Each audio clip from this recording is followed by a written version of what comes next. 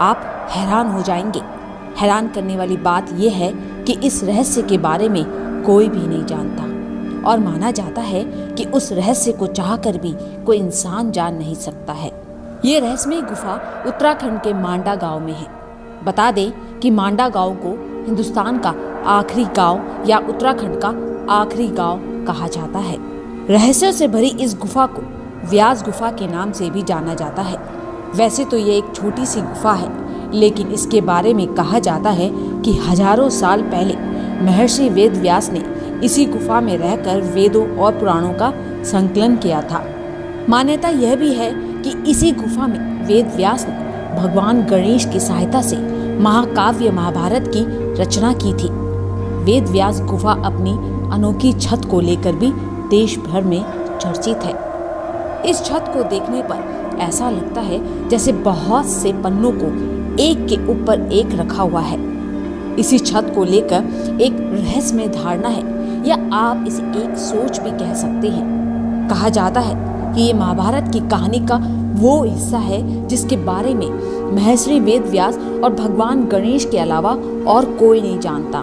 मान्यता है कि महर्षि वेद व्यास ने भगवान गणेश से महाभारत के वो पन्ने लिखवाए तो थे, लेकिन उसे महाकाव्य में शामिल नहीं किया और उन्होंने उन पन्नों को अपनी शक्ति से पत्थर में बदल दिया।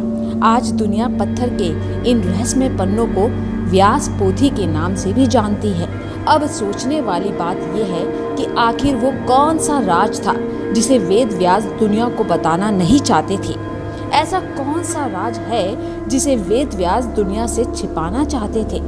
खैर, महाभारत का ये अनोखा अध्याय सच है, कोई कहानी या फिर महज एक इत्तेफाक, इसके बारे में तो कोई नहीं जानता।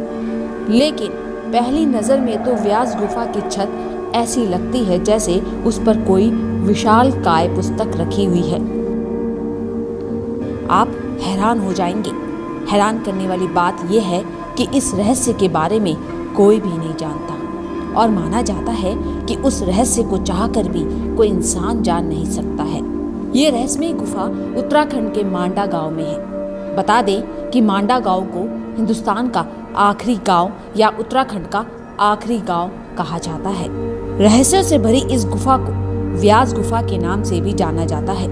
वैसे तो ये एक छोटी सी गुफा है, लेकिन इसके बारे में कहा जाता है कि हजारों साल पहले महर्षि वेद व्यास ने इसी गुफा में रहकर वेदों और पुराणों का संकलन किया था। मान्यता यह भी है कि इसी गुफा में वेद व्यास ने भगवान गणेश की सहायता से महाकाव्य महाभारत की रचना की थी। वेद व्यास गुफा अपनी अनोखी छत को लेकर भी देश भर में चर्चित है। इस छत को देखने पर ऐसा लगता है जैसे बहुत से पन्नों को एक के ऊपर एक रखा हुआ है।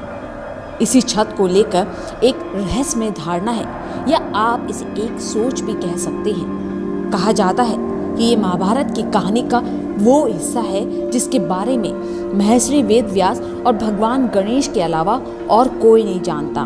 मान्यता है कि महर्षि वेद व्यास ने भगवान गणेश से महाभारत के वो पन्ने लिखवाए तो थे, लेकिन उसे महाकाव्य में शामिल नहीं किया और उन्होंने उन पन्नों को अपनी शक्ति से पत्थर में बदल दिया।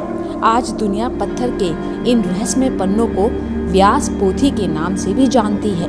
अब सोचने वाली बात यह है कि आखिर वो कौन सा राज था जिसे वेद व्यास दुनिया को बताना नहीं चाहते थे। ऐसा कौन सा राज है जिसे वेद व्यास दुनिया से छिपाना चाहते थे। खैर, महाभारत का ये अनोखा अध्याय सच है, कोई कहानी या फिर महज एक इत्तेफाक, इसके बारे में तो कोई नहीं जानता।